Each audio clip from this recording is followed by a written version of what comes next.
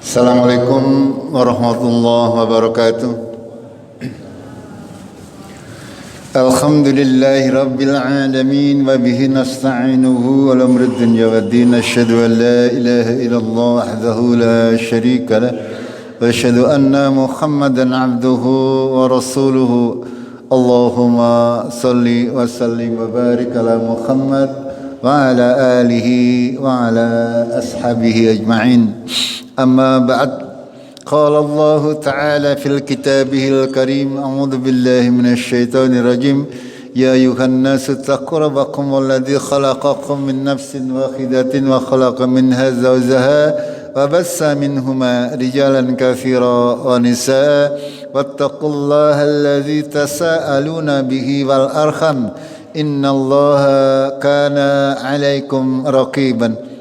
Jamaah maghrib rahimakumullah, kaum muslimin muslimat yang dirahmati oleh Allah. Kita senantiasa bersyukur kepada Allah tabarak wa ta'ala atas seluruh nikmat yang sudah diberikan kepada kita semuanya. Tidak mungkin kita bisa menghitung-hitungnya karena saking banyaknya nikmat yang sudah diberikan oleh Allah kepada kita semuanya. Di antara kenikmatan yang paling berharga bagi kita adalah nikmat keimanan, nikmat Islam kita. Karena itu sebesar-besar nikmat yang diberikan oleh Allah, memilih di antara hamba-hambanya menjadi orang-orang yang beriman. Karena Allah menyatakan di dalam Al-Quranul Karim, kebanyakan manusia tidak beriman kepada Allah tabaraka wa ta'ala. Kebanyakan manusia senantiasa berusaha menyesatkan manusia dari jalan Allah. Sehingga kita wajib mensyukuri keimanan, keislaman, ketakwaan kita kepada Allah dengan senantiasa menjaganya, menyirami hati kita dengan siraman ilmu. Hati kita, ya, kita mempunyai panca indera yang disediakan oleh Allah untuk bisa menampung semua informasi yang kita bisa dapatkan.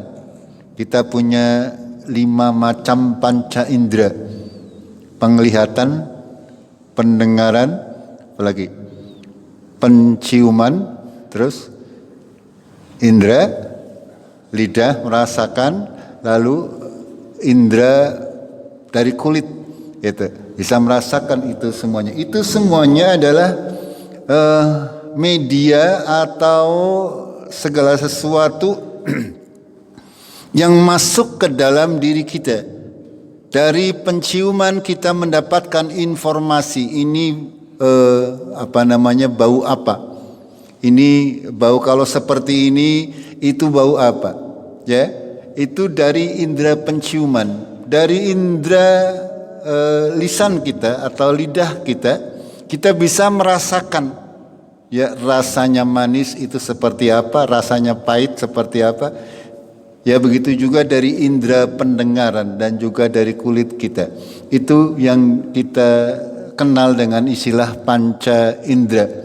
Itu adalah sarana-sarana bagi kita untuk memasukkan informasi dari luar tubuh kita untuk masuk ke dalam tubuh kita. Yang pertama memproses informasi tersebut adalah otak, ya. Informasi-informasi yang kita dapatkan dari indera-indera tersebut adalah nanti masuk ke dalam otak kita. Nanti di dalam prosesnya otak itu akan memproses informasi, segala macam informasi ditampung, diproses, dipilah mana yang baik, mana yang buruk, mana yang seharusnya dan mana yang tidak seharusnya. Ini semuanya ketika prosesnya masuk ke dalam hati kita, nah hati kita yang akan menentukan apakah masukan yang kita dapatkan baik atau masukan yang akan kita dapatkan buruk. Gitu. Sebagaimana makanan yang kita makan, kita memakan makanan yang baik akan menghasilkan tubuh yang baik. Insyaallah, ya. Ya secara logika seperti itu. Kalau kita biasa makan nasi yang baik, berbeda kalau kita makan nasinya nasi apa? Nasi wis mambu. Itu, ya. Kalau kita biasa memakan ikan yang baik, ya, tentunya akan berbeda kalau hasilnya ketika kita makan makan ikan yang buruk. Sama saja. Ya. Itu untuk jasmani, untuk roh kita membutuhkan makanan asupan juga yang baik. Ya. Setiap asupan yang baik akan menghasilkan hati yang baik. Itu. Dan dalam hati kita sudah ada filter, sudah ada yang menyaring, ya. Sudah ada ketetapan dari Allah Taala. Kita secara fitrah sudah bisa membedakan mana yang hak, mana yang batil. Itu. Seorang yang sehat akalnya, ya, itu pasti akan bisa membedakan secara fitrah mana itu yang benar, mana yang salah. Itu. Ketika ada orang-orang yang tidak bisa membedakan mana yang hak dan mana yang batil, ada dua kemungkinan, imma akalnya yang nggak sehat atau hatinya yang nggak sehat. Itu. Kalau akalnya, otaknya sudah tidak normal, itu dia tidak akan bisa membedakan mana yang baik, mana yang buruk.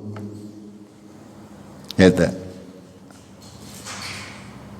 Maka kan tetapi walaupun akalnya sehat, belum tentu dia bisa membedakan mana yang baik dan mana yang buruk, karena masih ada hati, qalbun dalam bahasa Arabnya. Itulah yang akan menentukan orang tersebut akan mengambil kesimpulan itu baik ataupun buruk, itu berdasarkan hatinya. Segala macam penyakit yang kita derita awalnya adalah dari hati.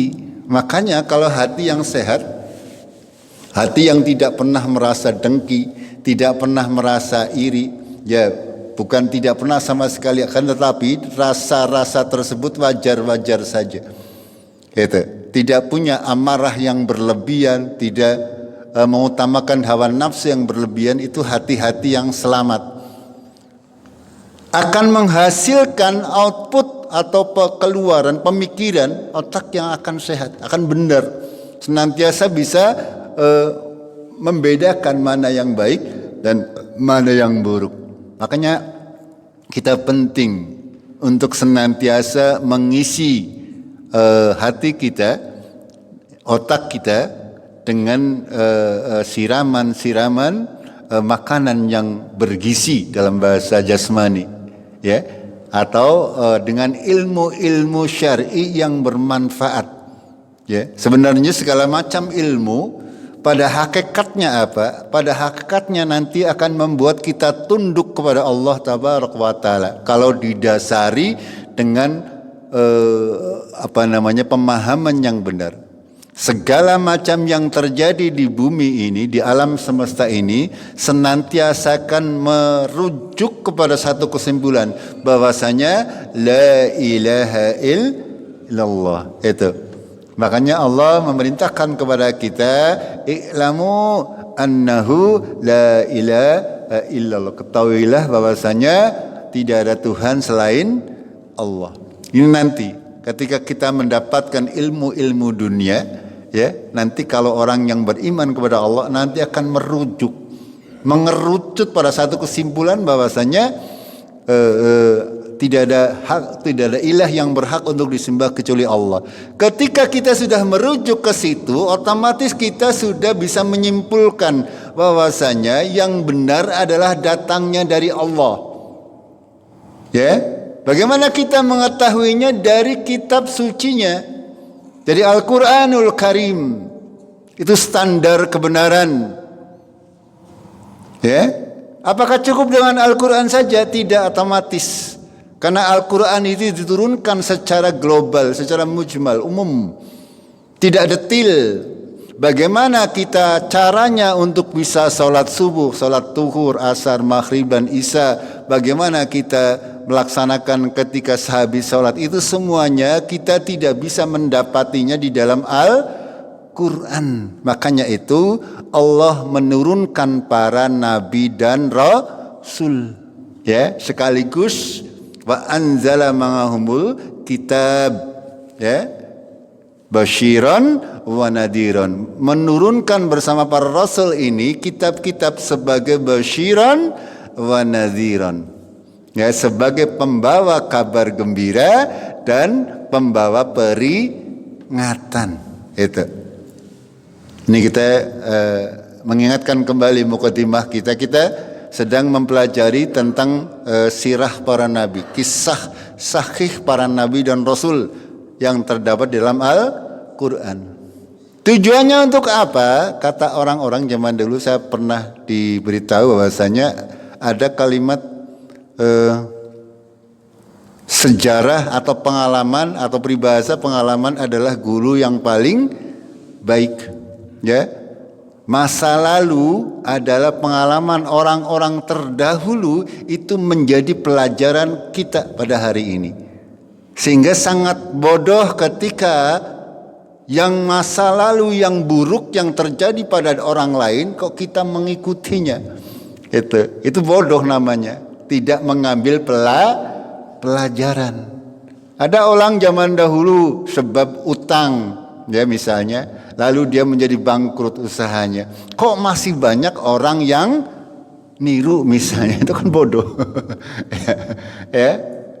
Lalu misalnya Fir'aun, kita sudah tahu sejarahnya seperti apa, bagaimana nasibnya. Kalau kita masih mengikuti Fir'aun, maka ya kebangetan janjane. Ya, kita mengambil pelajaran tidak usah jauh-jauh lah, tidak usah jauh-jauh di lingkungan kita, di desa kita, di sekecamatan mungkin atau satu negara. Bagaimana nasib orang-orang ketika dia berbuat baik akan mendapatkan apa? Buruk akan mendapatkan apa? Itu pasti akan sangat banyak pelajaran yang bisa kita ambil. Dan ini kisah para nabi dan rasul, karena mereka ini adalah manusia-manusia pilihan. Ya, kita tadi alhamdulillah dipilih di antara sekian banyak manusia menjadi orang-orang yang beriman. Ini kita pilihan. Ya, makhluk-makhluk pilihan. Di antara manusia yang sangat banyak, ya panjenengan yang katanya Indonesia yang 90% apa ya katanya orang Islam. Cikadu 100% orang Islam ya. 100% orang Islam nggih? Temenan. 100% salat kabeh apa ora kira-kira?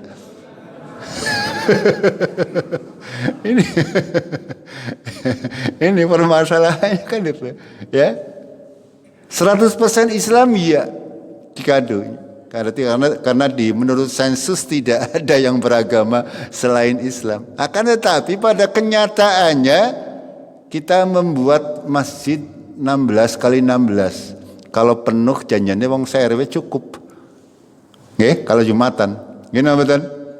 Pada kenyataannya sing Jumatan berapa? Hanya sekitar 150 sampai 200. Itu juga termasuk anak-anak. Ya, kalau kita sensus orang Cikadu itu sekitar 600 laki-lakinya. Kalau nggak salah Pak mantan Pak RW yang tahu. Kira-kira ada 500. Ya itulah perbandingan. Makanya kita harus bersyukur. Artinya kita harus bersyukur di antara sekian banyak orang kita masih diberi otak yang waras, diberi hati yang selamat. Hati yang selamat. Ya, hati yang senantiasa berdiri di atas fitrahnya. Menganggap yang baik adalah baik, yang buruk adalah buruk. Kita masih mengimani bahwasanya Al-Quranul Karim adalah al-haq. Al-Quranul Karim adalah standar kebenaran segala sesuatu. Ini kita bersyukur. Kita bersyukur bahwasanya kita percaya Nabi Muhammad SAW adalah utusan Allah yang menjelaskan makna daripada Al-Quran. Menerangkan bagaimana cara kita menyembah kepada Allah. Bagaimana caranya kita bertauhid kepada Allah Tabaraka wa Ta'ala. Ini yang wajib untuk disyukuri oleh kaum muslimin. Pada kajian yang sudah lalu kita sudah mempelajari dua nabi, Nabi Adam dan Nabi siapa? Setelah Nabi Adam kemarin. Alhamdulillah masih ada yang kemutan satu orang. Nabi Idris ya. Beliau yang pada masa Nabi Idris sudah mengenal tulisan, ya, mengenal tulisan. Dan ketika kita mempelajari sejarah peradaban umat manusia, nanti mungkin ya akan berbenturan dengan pengetahuan dari orang-orang kafir. Dan ini sebagai patokan bahwa yang benar itu yang berasal dari Al-Quran. Kalau yang berasal dari orang-orang yang tidak mengakui kebenaran Al-Quran, itu mereka pasti salah. Itu. Ya, mereka hanya menduga-duga, mengira-ira, kira-kira seperti ini. Gitu. Dan pada hari ini kita akan memulai dengan membahas Rasul pertama yang diutus oleh Allah kepada manusia, yaitu Nabi Nuh alaihissalam. Ya. Nabi Nuh alaihissalam ini diutus ketika sebelumnya Nabi Nuh ini keturunan Nabi Adam. Ya. Kurang lebih kata Rasulullah adalah masa antar Nabi Adam sampai Nabi Nuh adalah 10 kurun waktu atau sekitar 1000-an tahun lah. Ya, kalau satu kurun itu 100 tahun, itu adalah sekitar 1000 tahun. Akan tetapi ini semuanya sudah barang tentu, bukan angka yang pasti, ya, karena Allah tidak menyebutkan angka yang pasti.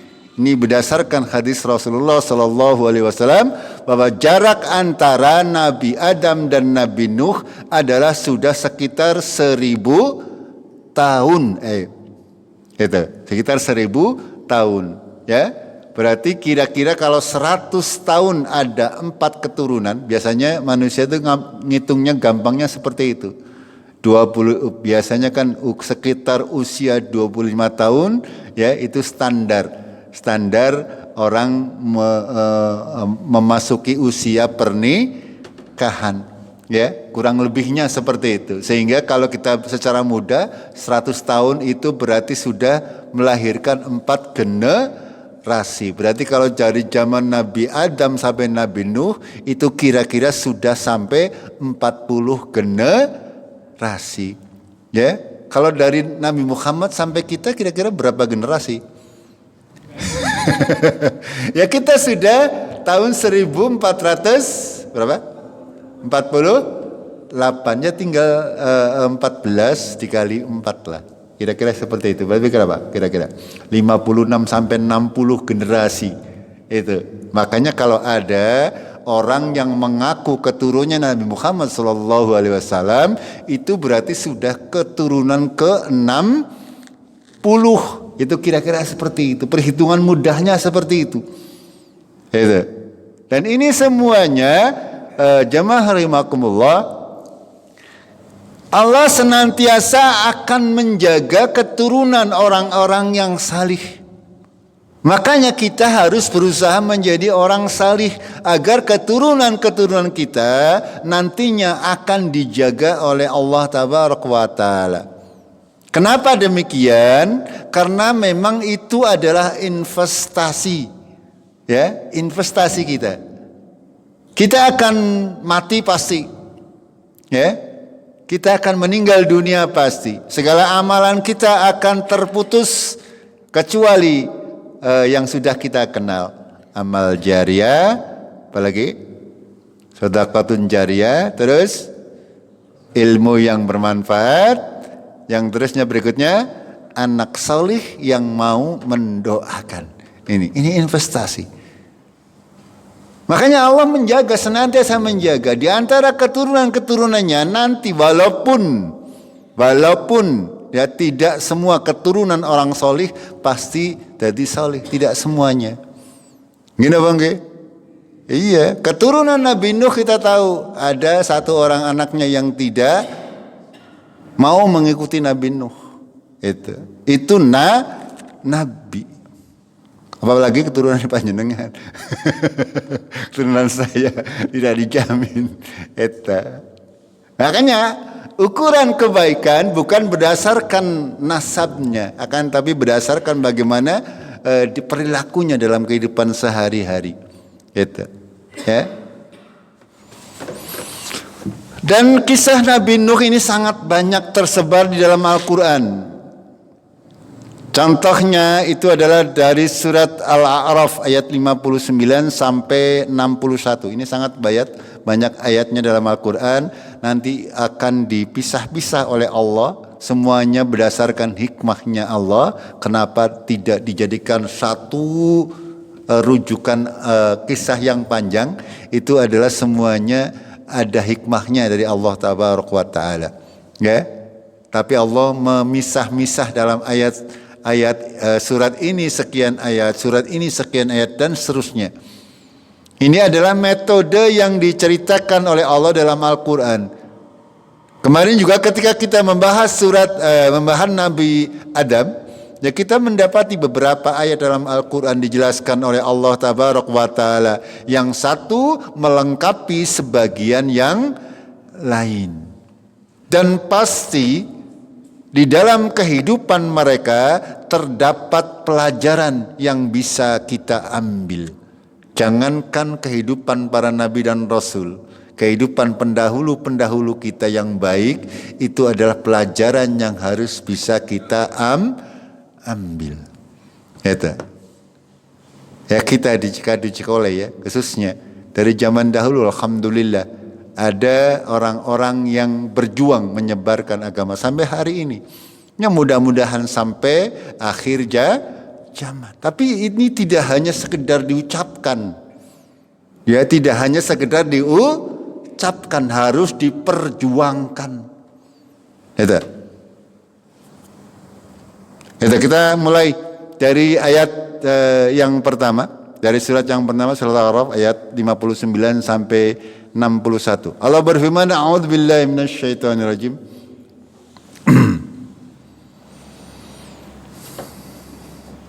Man.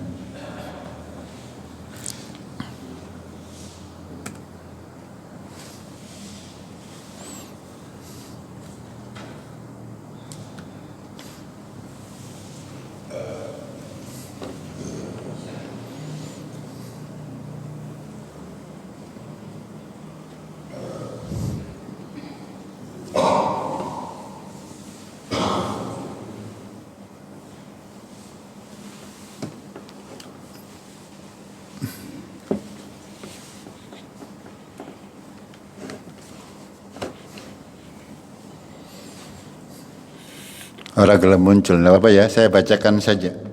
Dengan syukur bisa menyimak.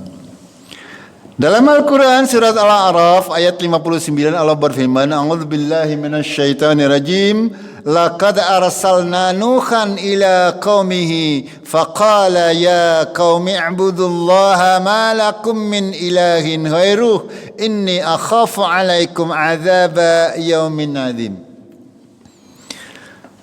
Allah menjelaskan kepada kita semuanya terkait Nabi Nuh alaihissalam. Allah berfirman, laqad arsalna, sungguh kami telah mengutus Nuhan, yaitu Nabi Nuh, ila qaumihi, kepada kaumnya. Faqal, maka Nabi Nuh berkata, ya qaumi, wahai kaumku. U'budullaha ma lakum min ilahin ghairuh. Sembahlah kalian Allah saja. Tidak ada selain daripada Allah Tuhan-Tuhan selainnya. Ini harus difahami bahwasanya pada hakikatnya dakwahnya para nabi dan rasul adalah sama.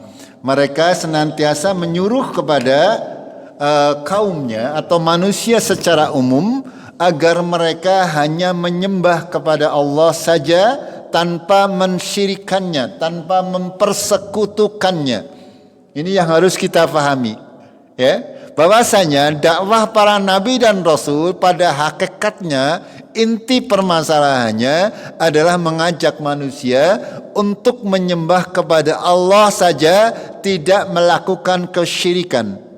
Ya, dari zaman Nabi Adam sampai Nabi Nuh itu semuanya adalah Muslim, semuanya adalah orang Islam.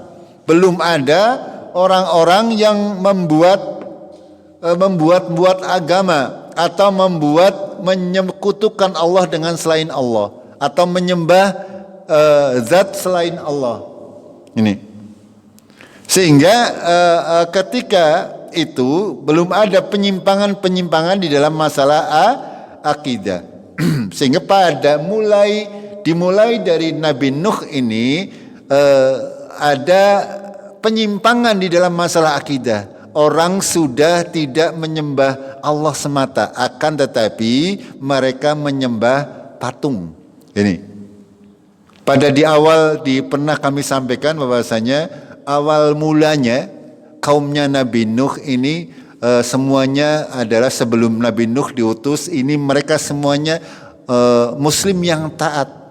Mereka beribadah seperti kita, tidak menyembah selain Allah. Ketika orang-orang alim di antara mereka wafat, sementara belum ada penggantinya, yang tertinggal hanyalah orang-orang yang bodoh dalam urusan agama. Apa yang terjadi? Mereka lalu membuat gambar-gambar dipajang di masjid, ya. Yang dipajang gambar-gambar orang salih di antara kaum sebelum Nabi Nuh datang, dipajang, ya, agar supaya mantap kenyongger ibadah nengarepana gambare Ustadz Nyong misalnya, ya, atau kiai aku, maka Nyong merasa mantap katanya. Gitu. Itu benar-benar terjadi, ya. Ketika generasi awalnya hanya memasang gambar, akan tetapi lama kelamaan mereka tidak puas hanya dengan gambar. Akhirnya apa? Dibuat patung. Ini, ya.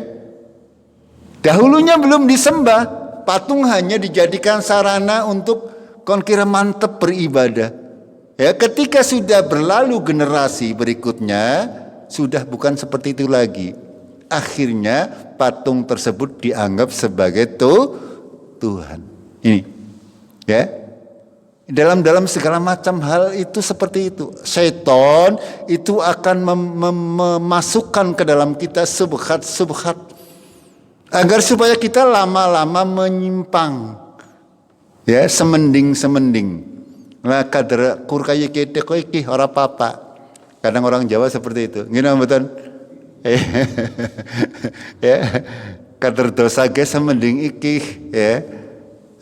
Lama-lama akan terbiasa berbuat dosa, ini akhirnya berbuat dosa yang besar. Ini gambarannya, ya. Panjenengan bisa membaca di layar. Laqad arsalna Nuhan ila qaumihi faqala ya qaumi ibudullaha ma lakum min ilahin ghairuh inni akhafu alaikum adzaba yaumin adim.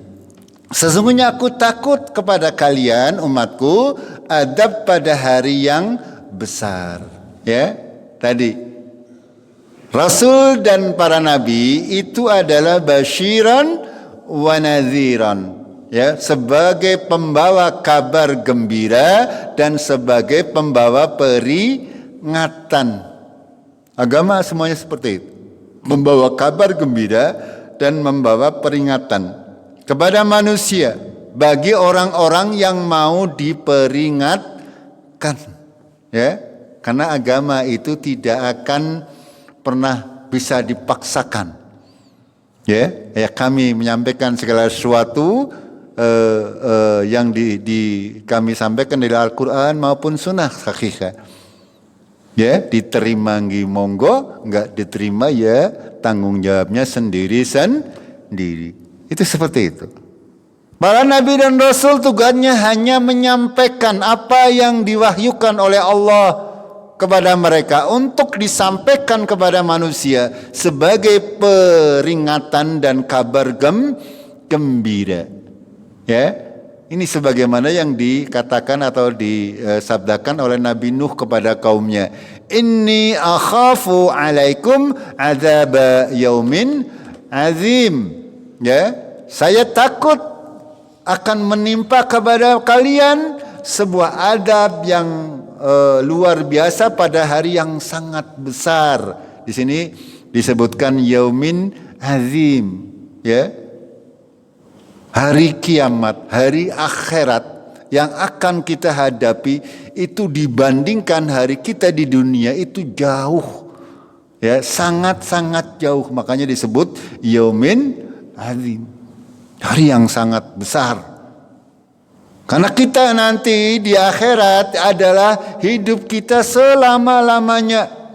Kita bahagia selama-lamanya, kita sengsara selama-lamanya. Makanya tidak boleh kita mengorbankan akhirat hanya karena dunia. Di dunia ini umur kita terbatas, kesenangan kita terbatas.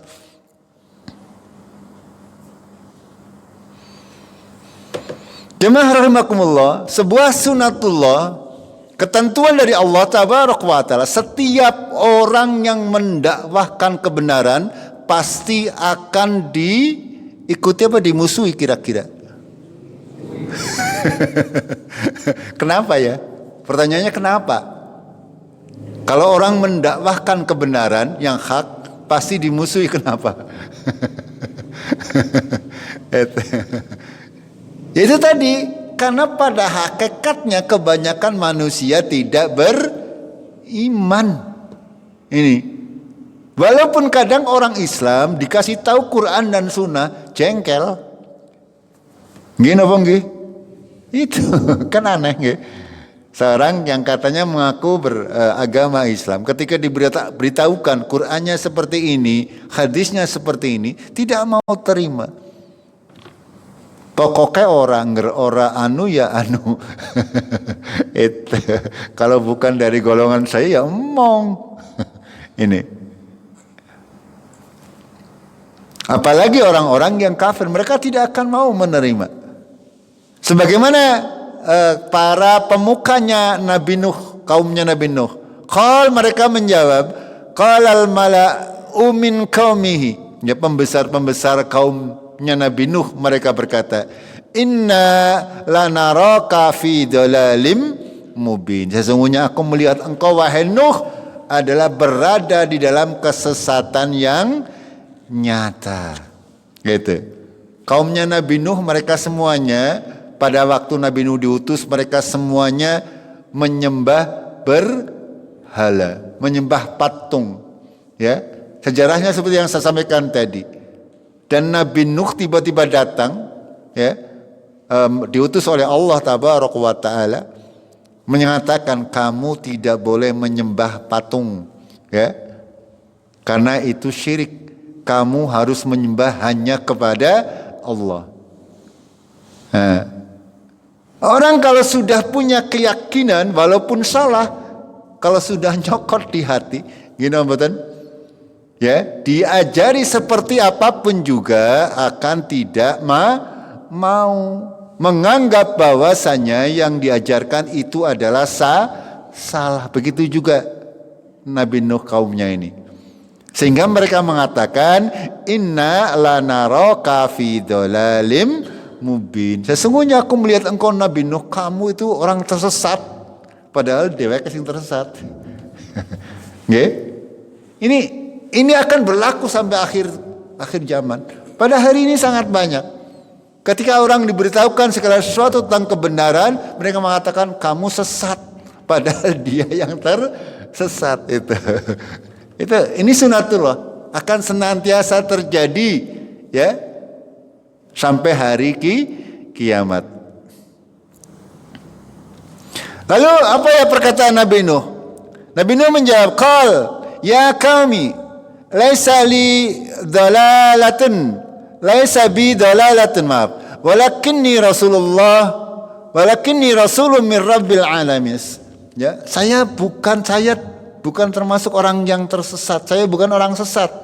Saya rasul dari Rabb semesta alam.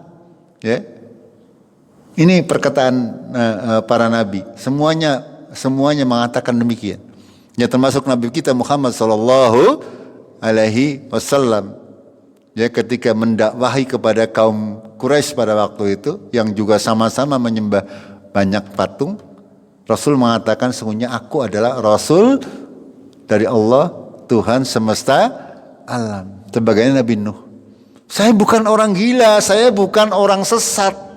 Saya adalah Rasulullah. Ya, gampangannya ngomongnya seperti itu.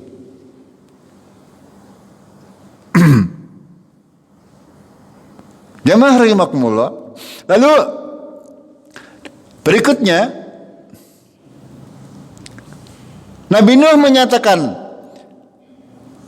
"Uballighukum risalati Rabbi wa ansakhu lakum wa a'lamu minallahi ma la ta'lamun."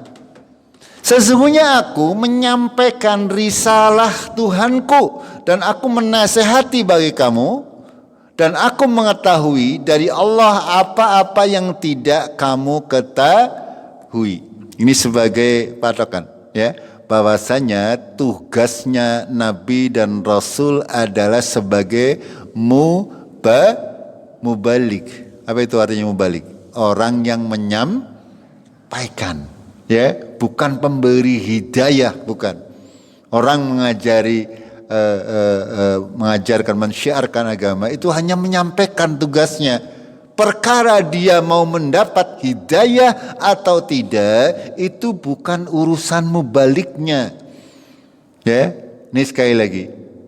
Perkara itu dia mendapatkan hidayah itu semuanya dari Allah Tabaraka wa Ta'ala. Allah akan melihat siapa yang bersungguh-sungguh di dalam berjihad di jalan Allah, mencari hidayah. Pasti Allah akan memberikan hidayah. Nah kan, tapi ketika orang tersebut tidak bersungguh-sungguh, maka jauh. Dia tidak akan mendapatkan dari Allah hidayah.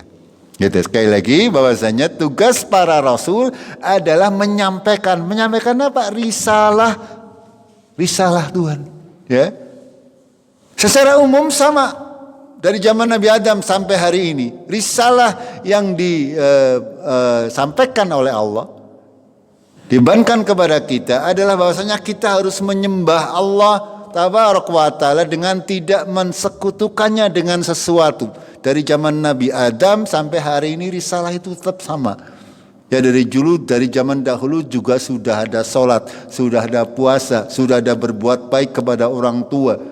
Ya, dan sebagainya berkembang sesuai dengan perkembangan manusia, maka syariat itu akan bertambah-tambah, ya, sampai dengan disempurnakan ketika Al-Qur'an datang. Risalah ini sudah sempurna yang akan mencakup, ya, meliputi kehidupan manusia, mencukupi untuk bisa mengatur kehidupan manusia sampai hari kiamat. Gitu. Ya, bagaimana caranya beribadah kepada Allah, bagaimana caranya memohon pertolongan kepada Allah, bagaimana caranya bergaul dengan keluarga, bagaimana caranya bergaul dengan masyarakat, ini semuanya disampaikan oleh para nabi dan rasul. Itu disampaikan secara umum sama, hanya mungkin berbeda tata caranya, ya, sholatnya, jumlah rakaatnya, puasanya, jumlah harinya dan sebagainya mungkin hanya berbeda. Itu permasalahan itu. Akan tapi secara umum risalahnya itu adalah sama. Ya. Lalu di sini ada pelajaran wa a'lamu minallahi ma la ta'lamun. Bahwasanya Rasul, para nabi dan Rasul adalah mengetahui hal-hal yang diberitahukan oleh Allah kepada mereka semuanya. Rasul itu mengetahui apa-apa yang tidak kita ketahui. Ya. Rasul tidak mengetahui hal-hal yang gaib kecuali apa-apa yang diwahyukan kepada mereka dari Allah Tabaraka wa Ta'ala. Nabi dan Rasul, bahkan para malaikat apalagi jin, tidak mengetahui hal-hal yang gaib. Apalagi manusia biasa, tidak ada. Tidak ada manusia biasa yang mengetahui hal yang gaib, tidak ada. Kalau ada orang menyatakan dia mengetahui hal-hal yang gaib, ya, berarti dia pembohong, ya, pendusta. Dan ini salah satu di antara ciri-ciri daripada orang yang kita kenal dengan nama dukun atau paranormal atau kami tua lah sebutannya apa, ya. Kalau ada orang-orang yang mengaku mengetahui hal-hal yang gaib, maka bisa dipastikan dia adalah dukun yang wajib kita hindari. Ini karena tidak ada seorang pun yang mengetahui hal yang gaib. Para nabi dan rasul mereka mengetahui di sini, ya, wa a'lamu minallah. Saya mengetahui dari Allah, bukan mengetahui otomatis mengetahui dari berdasarkan diri sendiri. Dia mengetahui bagaimana nasib manusia, dia mengetahui apa yang akan terjadi besok. Tidak sama sekali. Para rasul itu mengetahui hal-hal gaib itu minallah. Ini apa namanya? Pondasi, ya. Ketika kita belajar kisah para nabi dan rasul, agar kita bisa menundukkan para rasul itu sebagaimana mestinya. Para nabi dan rasul adalah dalam bahasa Arabnya basarum mislukum, ya, laki-laki seperti kalian, ya makan, ya minum, ya bojo, ya, yang ngode dan seterusnya, seperti manusia biasa. Hanya perbedaannya para nabi dan rasul dipilih oleh Allah, diberitahu, diberikan ilmu oleh Allah, diberi kekuatan oleh Allah Tabaraka wa Ta'ala untuk bisa menjalani misinya dia sebagai seorang rasul. Ya, para nabi dan rasul semuanya diberi kekuatan yang berlipat-lipat dari manusia biasa. Ya, baik dalam segi fisiknya, baik segi akhlaknya, baik segi kesabarannya. Jangan bayangkan, ya, Nabi Muhammad SAW ketika berdakwah, ya, halamannya atau rumahnya kadang dilempari kotoran onta. Panjenengan kira-kira kepriwe? Dakwah ya umumnya dikaproki tai misalnya. Ya panjenengan wis melaju ya, lanyong mending meneng bae umpetan nang omah. Itu Rasulullah bagaimana ketika mendakwai penduduk Taif, ya beliau dilempari batu sampai berdarah. Secara fisik, secara kesabaran, secara akal, mereka semuanya diberi kelebihan. Ya, walaupun disebutkan bahwa Rasulullah rasul yang ummi, yang buta huruf, akan tapi beliau diberi kecerdasan yang luar biasa, hikmah yang luar biasa. Ini hampir semua rasul seperti itu. Nabi Musa misalnya, beliau diberi fisik yang sangat kuat. Ya, begitu juga nabi-nabi yang lain.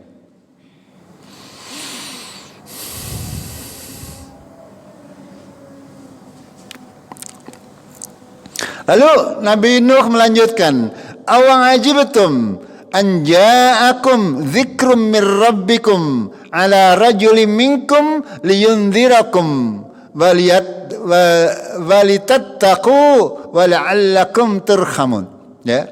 Apakah engkau merasa heran? Kalian merasa heran bahwasanya datang kepada kalian dzikrum, pelajaran atau peringatan dari Tuhanmu kepada salah seorang lelaki di antara kalian, ya, Ini Nabi Nuh mengatakan kepada kaumnya, apakah kamu heran bahwasanya Allah sudah mengutus seorang rasul dari karangan kalian sendiri? Menurut mereka, orang-orang yang tidak memahami atau tidak mengimani, tidak mungkin Allah mengutus laki-laki sebagai seorang rasul. Bagaimana? Tidak masuk akal.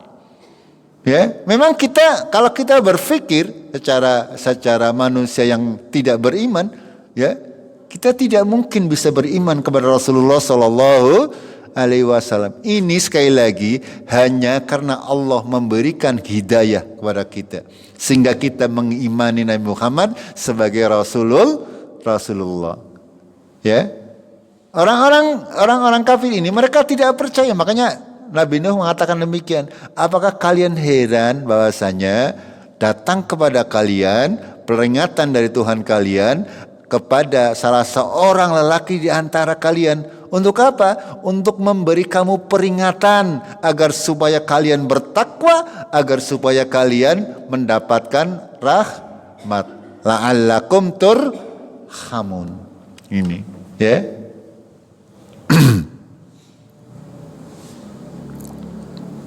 Ini perkataan Nabi Nuh alaihissalam kepada kaumnya.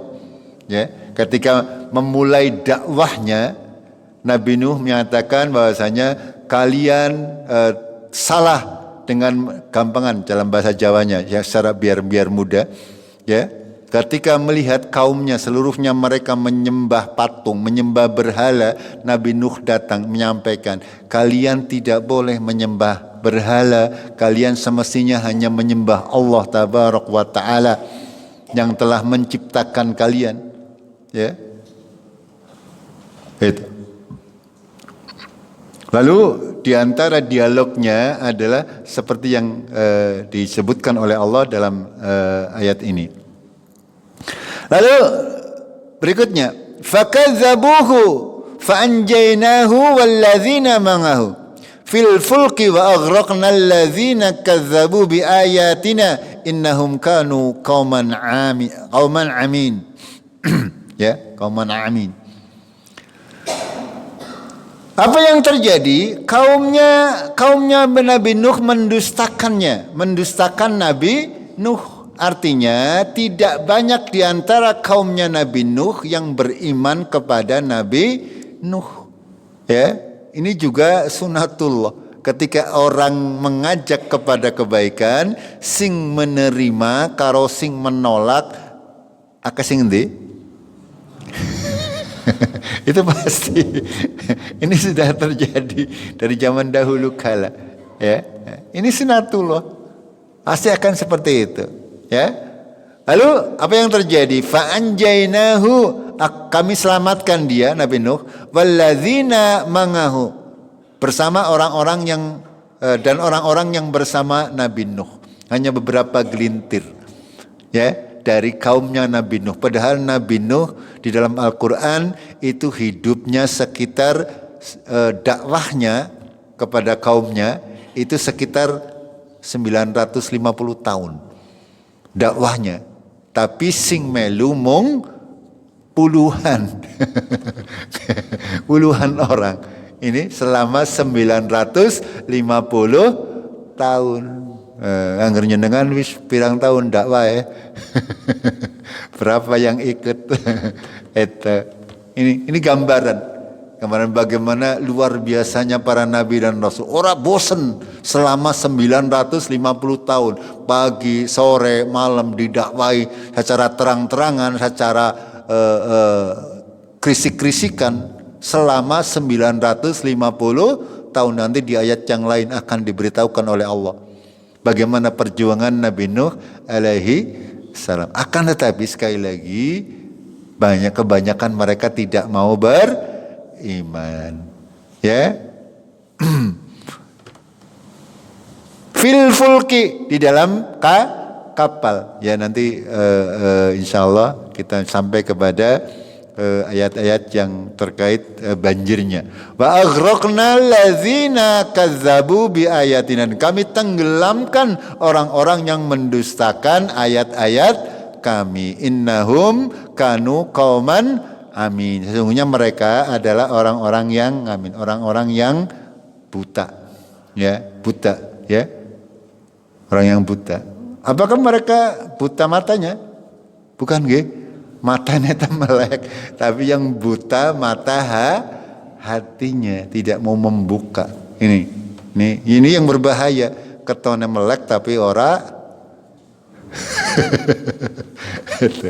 Jamaah rahimakumullah, sampai di sini dulu sebagai muqaddimah pembukaan daripada kisah-kisah Nabi Nuh. Insyaallah kita lanjutkan di malam Jumat. Mudah-mudahan kita diberi kemudahan untuk bisa istiqomah nantiasa menjalankan amal-amal salih yang bisa memberatkan timbangan kebaikan kita besok di yaumul qiyamah. Kita akhiri dengan kafaratul majlis. Subhanakallahumma bihamdik asyhadu an la ilaha illa anta astaghfiruka wa atubu ilaik.